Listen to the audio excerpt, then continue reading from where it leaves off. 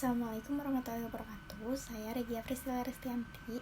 Di sini saya akan menjawab soal UTS mata kuliah Manajemen Sumber Daya Manusia 1. Manajemen sumber daya manusia adalah sebuah ilmu yang mengatur hubungan dan peranan sumber daya atau tenaga kerja secara efektif dan efisien sehingga akan tercapai tujuan atau goal bersama antara perusahaan, karyawan, masyarakat secara maksimal.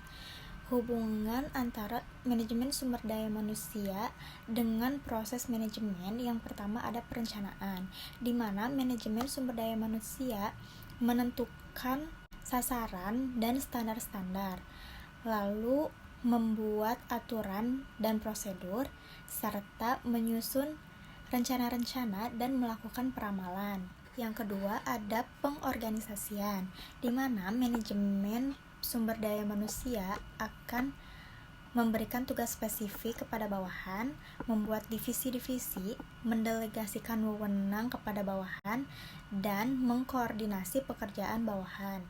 Yang ketiga ada penyusunan staf, di mana manajemen sumber daya manusia akan menentukan tipe orang yang harus dipekerjakan dengan merekrut calon karyawan, memilih karyawan, menetapkan standar prestasi, mengevaluasi karyawan, memberikan konseling, serta melatih dan mengembangkan karyawan. Yang keempat ada kepemimpinan, di mana manajemen sumber daya manusia akan mendorong orang lain untuk menyelesaikan pekerjaannya, mempertahankan semangat kerja, dan memberikan motivasi. Yang kelima ada pengendalian, di mana manajemen sumber daya manusia akan menetapkan standar-standar seperti standar penjualan, standar kualitas, dan standar tingkat produksi untuk mengetahui sebagaimana prestasi yang telah dicapai dibandingkan dengan standar-standar tersebut. Yang pertama, melakukan analisis pekerjaan, yaitu menentukan pekerjaan untuk setiap karyawan. Yang kedua, merencanakan kebutuhan tenaga kerja dan merekrut calon karyawan. Yang ketiga, memilih calon karyawan. Lalu yang keempat, mengorientasikan dan melatih karyawan-karyawan baru. Yang keenam, mengatur upah dan gaji untuk memberikan kompensasi kepada karyawan. Lalu yang terakhir, yang ketiga, memilih calon karyawan. Lalu yang keempat, mengorientasikan dan melatih karyawan-karyawan baru. Yang keenam, mengatur upah dan gaji untuk memberikan kompensasi kepada karyawan. Lalu yang terakhir, memberikan intensif dan keuntungan. Definisi dari analisis pekerjaan yaitu informasi tertulis mengenai jenis pekerjaan apa saja yang harus dikerjakan dalam suatu perusahaan agar mencapai suatu tujuan tertentu. Analisis pekerjaan memiliki beberapa tahap. Tahapan yang pertama yaitu persiapan analisis pekerjaan, di antaranya dengan melakukan identifikasi pekerjaan dan penyusunan daftar pertanyaan. Tahap yang kedua yaitu pengumpulan data dengan melakukan observasi, wawancara, kuesioner, atau secara kombinasi. Lalu tahapan yang ketiga ada penyempurnaan data, yaitu memilih data yang berguna atau tidak untuk dipakai dalam menyaring data yang relevan atau tidak. Kemudian mereview informasi yang telah terkumpul bersama orang-orang yang bersangkutan dengan pekerjaannya. Yang pertama, saya akan menentukan bagaimana cara untuk menggunakan informasi yang didapat. Dengan mengetahui cara menggunakan data yang telah diperoleh, akan memberikan gambaran bagaimana untuk mengumpulkan data tersebut, apakah dengan wawancara atau kuesioner. Kedua, saya akan meninjau informasi yang relevan, seperti bagan organisasi, bagan proses, dan deskripsi pekerjaan. Yang ketiga, memilih posisi yang dapat mewakili. Karena ada banyaknya pekerjaan yang serupa untuk dianalisis, sehingga dibutuhkan sampel pekerjaan tersebut untuk dianalisis. Yang keempat ada menganalisis pekerjaan, yaitu dengan cara mengumpulkan data aktivitas pekerjaan, perilaku karyawan, kondisi pekerjaan, dan sifat serta kemampuan karyawan untuk melakukan dan menyelesaikan pekerjaan tersebut. Yang kelima, ada memverifikasi informasi analisis pekerjaan oleh pekerja yang telah melakukan pekerjaan tersebut. Biasanya dilakukan oleh atasan langsung. Hal itu akan membantu mengonfirmasikan bahwa informasi yang telah didapatkan benar dan lengkap. Yang keenam atau yang terakhir yaitu membuat deskripsi pekerjaan dan spesifikasi pekerjaan. Deskripsi pekerjaan yaitu daftar tertulis yang mendeskripsikan aktivitas dan tanggung jawab sebuah pekerjaan. Sedangkan spesifikasi pekerjaan yaitu meringkas mutu, kualitas, keterampilan, dan juga latar belakang pribadi yang dibutuhkan untuk menyelesaikan suatu pekerjaan. Menurut saya, jika suatu perusahaan tidak menggunakan deskripsi pekerjaan secara terperinci, maka perusahaan tersebut tidak akan berhasil. Kenapa? Karena deskripsi pekerjaan bagi suatu perusahaan itu sangat penting. Karena di deskripsi pekerjaan itu memuat daftar tertulis apa yang akan dilakukan oleh pekerja atau karyawan, lalu bagaimana cara si karyawan tersebut melakukan pekerjaannya, dan juga bagaimana kondisi pekerjaan tersebut. Proses rekrutmen yaitu proses penarikan orang-orang atau pelamar pekerjaan yang mempunyai minat dan kualifikasi yang tepat untuk mengisi posisi jabatan tertentu.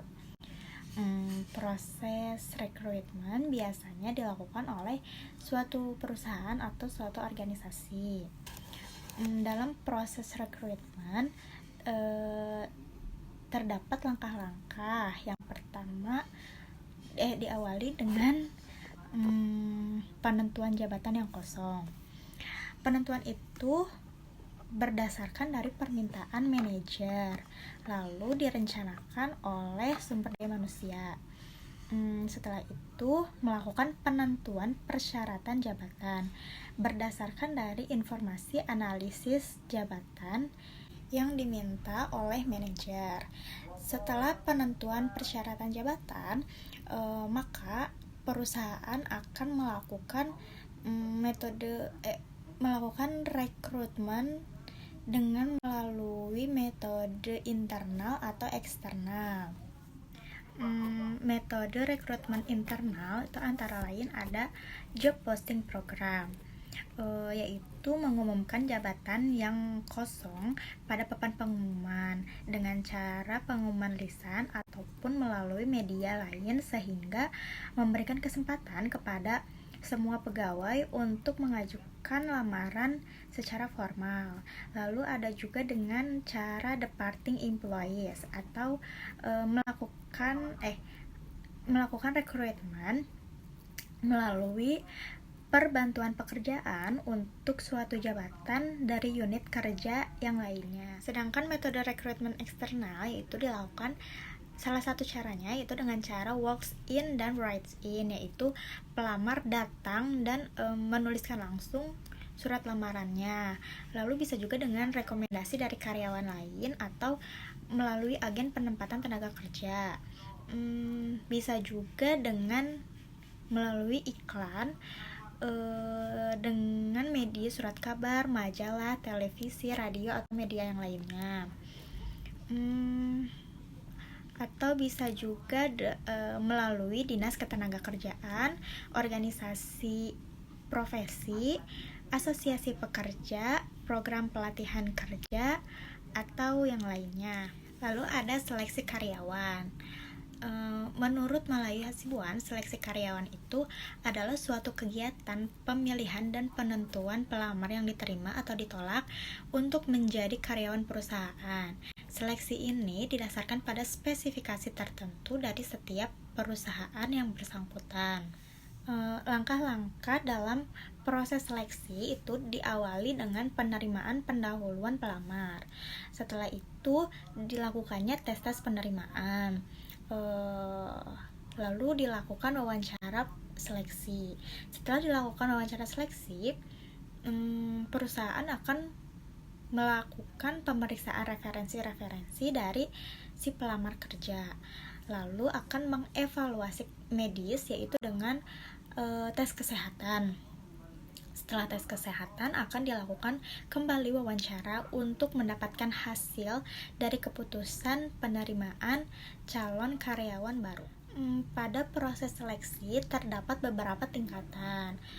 Tingkatan pertama yaitu meliputi semua prosedur seleksi dari surat lamaran sampai pelamar dinyatakan diterima. Lalu tingkatan yang kedua yaitu dilakukan pada calon karyawan baru yang berstatus masa percobaan. Biasanya dilakukan selama 3 bulan, 6 bulan, atau bahkan periode 1 tahun. Yang ketiga yaitu tingkatan yang ketiga mengikuti prajabatan atau latihan, lalu mereka akan dipromosikan dan diangkat sebagai pegawai atau karyawan tetap, serta haknya akan diterima oleh perusahaan secara sepenuhnya. Wawancara yaitu alat yang digunakan untuk mengungkapkan sesuatu dibandingkan dengan yang lainnya. Nah, dalam wawancara itu ada wawancara tidak struktur.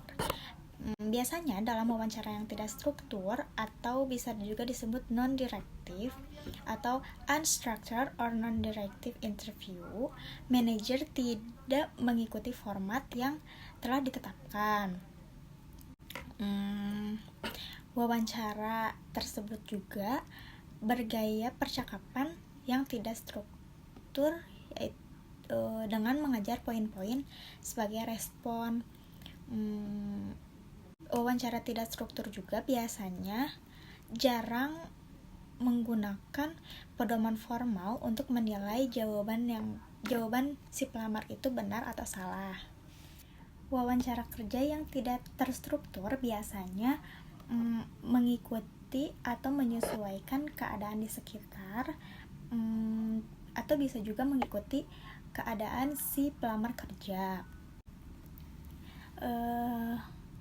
Menurut saya pekerjaan yang cocok untuk melakukan wawancara kerja yang tidak terstruktur yaitu seperti pekerjaan yang bukan berasal dari perusahaan-perusahaan besar gitu, dan juga yang tidak memiliki pelamar yang banyak, seperti contohnya pekerjaan freelance, di mana pekerjaan freelance itu memiliki kebebasan bekerja dan juga tidak terkait waktu atau jam kerja. Kompensasi adalah semua pendapatan yang berbentuk uang atau barang secara langsung atau tidak langsung yang diterima oleh karyawan sebagai imbalan atas jasa yang telah diberikannya kepada perusahaan. Kompensasi merupakan hal yang penting yang merupakan dorongan atau motivasi utama seorang karyawan untuk bekerja. Kompensasi ditetapkan berdasarkan kesepakatan antara pengusaha atau perusahaan dengan si pekerja tersebut. Kompensasi harus berjalan sejalan dengan strategi bisnis perusahaan agar tujuan dari perusahaan tersebut tercapai. Jika tidak, maka kemungkinannya tujuan perusahaan tidak dapat tercapai sebagaimana mestinya atau sebagaimana yang diharapkan oleh perusahaan tersebut. Di sini saya akan memberikan contoh mengapa penetapan kebijakan kompensasi harus sejalan dengan strategi bisnis suatu perusahaan.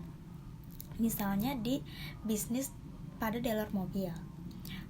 Pada bagian marketing, kompensasi yang akan diberikan berdasarkan hasil dari penjualan yang mereka capai, karena orientasi mereka adalah profit atau keuntungan. Jika karyawan diberikan kompensasi secara merata, maka penjualan tidak akan berjalan secara maksimal. Sekian jawaban dan pembahasan yang dapat saya sampaikan dan paparkan untuk menjawab soal UTS mata kuliah Manajemen Sumber Daya Manusia 1.